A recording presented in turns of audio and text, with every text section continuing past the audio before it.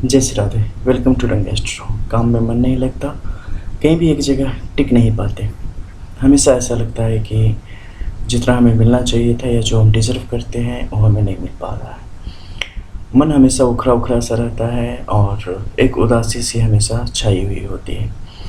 हमारे अंदर जो क्षमताएं हैं, कैपेबिलिटी है, जो हम में करने की क्षमता है, वो सारे गुण होते हुए भी कहीं ना कहीं हम चुपचाप पड़े हुए हैं और जिनके अंदर कुछ भी नहीं है वो दुनिया की खुशियाँ लूटे जा रहे हैं। ऐसे बहुत बार आप में से कई सारे ऐसे लोग होंगे जिनकी ज़िंदगी में ये चीज़ें घट रही होंगी, जिनके साथ ये चीज़ें चल रही होंगी। आखिर आप अपनी हस्तरेखा के द्वारा कैसे जान सकते हैं कि ये चीज़ें आपके साथ कब तक रहने वाली है, या कोई ऐसा व्यक्ति जो इनके बारे में जानना चाहता है वो कैसे जान सकता है कि ये चीज़ें क्यों होती है और उसके जीवन में भी ऐसा कुछ है क्या? तो इसी के बारे में आज कुछ खास साइन के द्वारा इसके संबंध में संक्षेप में विस्तृत चर्चा करेंगे। सबसे पहले अगर किसी भी व्यक्ति की हथेली में अगर सीधे जीवन रेखा से ऊपर सीधी खड़ी होती हुई रेखाओं की स्थिति होवे और स्पष्ट तौर पे ये गुरु के ऊपरी क्षेत्र को देख रही होवे, ऐसी स्थिति में आपकी महत्वाकांक्षा को बहुत ज़्यादा बढ़ा देती है। आपको इतना एम्बिशियस बना देती है कि आप बहुत कुछ जीवन में पाने की चेष्टा करना शुरू कर देते हैं और इसके कारण जो एक शांति होती है, जो एक संतुष्टि होती है, वो कहीं ना कहीं आपके जीवन से खोती हुई चली जाती है। आप जीवन को बहुत कुछ देना चाहते हैं और बदले में बहुत कुछ पाना चाहते हैं। मेहनत से कभी भी आप पीछे नहीं हटते, हमेशा अपने आप को एक्टिव रखना आपको पसंद है, लेकिन उसके अनुसार अगर आपकी रेखाओं की स्थिति, आपकी हस्तरेखा के बाकी पर्वत क्षेत्र की स्थिति नहीं हुई तो इसका खामियाजा ये होगा कि बहुत कुछ करने के बाद भी आपको काफ़ी कुछ कम मिलेगा। खासकर आपके मंगल का ये क्षेत्र अगर यहाँ पर एक बेहतर स्थिति में न हो तो आपके बहुत ज़्यादा किए गए मेहनत का भी फल आपको बहुत ही निम्न रूप से प्राप्त होता है।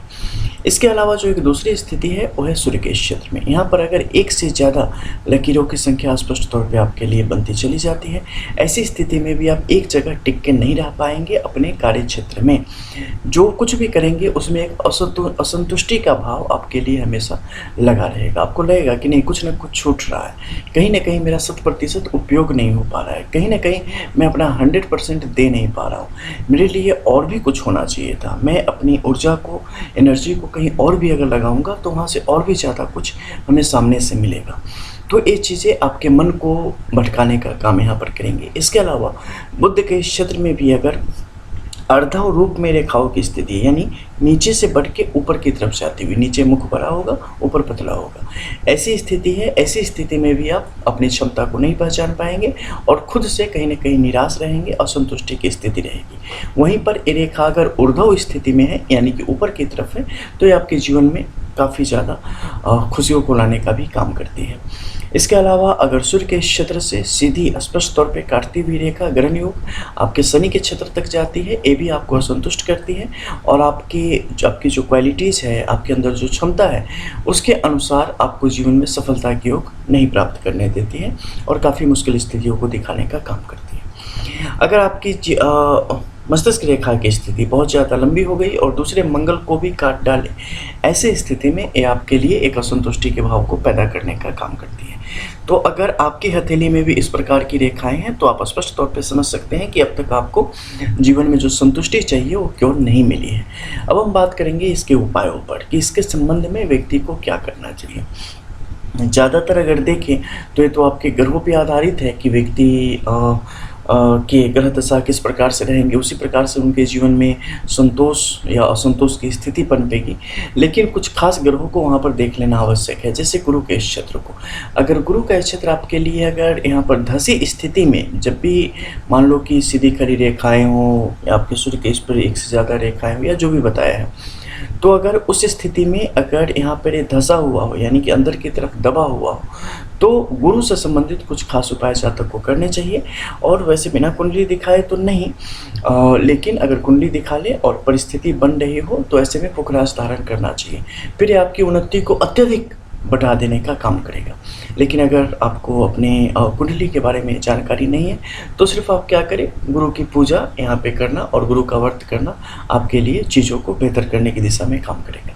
इसके अलावा अगर हम बात करते हैं शनि के क्षेत्र की, तो इसके लिए क्या करना है कि ऐसा नहीं है कि आपको घोड़े के नाल का ही चाहिए, नॉर्मल लोहे का लेके आप पहन सकते हैं। लेकिन एक चीज़ ध्यान रखना, कि अगर पहनने के बाद वो अगर सफ़ेद होने लगे, हल्का-हल्का सफ़ेदी उस पे आने लगे तो ही धारण करना, कालापन बढ़ने लगे तो निकाल के हटा देना, ठीक है। अगर सफ़ेदी बढ़ने लगेगी तो ये आपके लिए परिस्थितियों को आपके पक्ष में करेगी, कालापन बढ़ेगा तो आपके लिए चीज़ें मुश्किल होती चली जाएँगी, तो उस समय पहन के नहीं रहना है। इसके अलावा अगर यहाँ पे देखेंगे कि सूर्य की स्थिति आपके लिए मान लो ये दोनों सामान्य हो और सूर्य की स्थिति ज़्यादा बुरी हो, यानी कि अंदर की तरफ दशा हुआ हो, इसके अलावा यहाँ पर दिखाएँ तितर-बितर आगे पीछे काट रही हो, यहाँ पे कई सारे जालों की जैसी स्थिति बन रही हो, तो क्या होगा, अपमान भी कराएगा, लीगली भी आपके लिए चीज़ों को मुश्किल करेगा। इसके अलावा जो भी चीज़ें होंगी जीवन में, उस सब में आप कहीं न कहीं काफ़ी पीछे रह जाएँगे और चीज़ों एक बार में किसी एक चीज़ के साथ आप आगे नहीं बढ़ पाएँगे, लाइफ़ स्टेबल नहीं हो पाएगी। तो ऐसी स्थिति में क्या करना चाहिए? ऐसी स्थिति में आपको आदित्य हृदय स्तोत्रम का पाठ अगर करते हैं जातक के लिए अच्छा रहता है। रविवार के दिन फास्टिंग करना आपके लिए अच्छा होता है, दही का दान करना आपके लिए अच्छा होता है। ये करेंगे तो इस मुश्किल से आप यहाँ पर छूटते चले जाएँगे। अगर बाकी तीनों अच्छी हो, बुध की स्थिति यहाँ पर ज़्यादा मुश्किल स्थिति को दर्शाती हो तो क्या करना चाहिए? ऐसी स्थिति में श्वेत वस्त्र का धारण करें, ज़्यादा अच्छा होगा, और विद्या का दान करें, यानी कि किसी को भी पढ़ावे, लिखावे, कुछ ज्ञान देवे तो आपके हक में ये चीज़ें काम करनी शुरू करती है। मंगल के लिए क्या करना ज़्यादा उचित रहेगा? मंगल के लिए कुछ नहीं, बस चलते फिरते, उठते बैठते, जहाँ भी रहो, जिस देश में, जिस भेष में, परिवेश में रहो, राधा रमन राधा रमन राधा रमन कहो, तो बिल्कुल उसी प्रकार से आपको हनुमान जी का नाम लेते रहना है, हनुमान चालीसा पढ़ते रहना है, गायत्री मंत्र पढ़ते रहना है। इसकी परिस्थिति अपने आप बेहतर हो जाएगी। डरना बिल्कुल नहीं है, क्योंकि कितना भी ज़्यादा डर लोगे ना, फिर भी ज़िंदगी बहुत से बहुत 100 से ऊपर तो नहीं जाएगी ना। एक बड़ा ही अच्छी शायरी थी कि हमने उन्हें भी कब्रों में लेटे देखा है जो सिर्फ इस डर से नहीं लड़े कि पता नहीं मेरे साथ कुछ हो ना जाए। तो होना सबको है, आए हो तो जाओगे ही, फिर डरने से कुछ मिलना नहीं है, ठीक है। तो फियरलेस हो जाओ, मैक्सिमम समझ लो कि 80% लाइफ तो वैसे ही सही हो जाएगी। डर अलग अलग रूपों में आपके ज़िंदगी के अलग अलग हिस्सों में विराजमान है। आप जितना ज़्यादा उसके नकाब को हटाते जाएंगे, उससे सामना करते चले जाएंगे, आप खुशियों से उतना जल्दी रूबरू हो पाएंगे। मिलते हैं फिर, जय जय श्री राधे।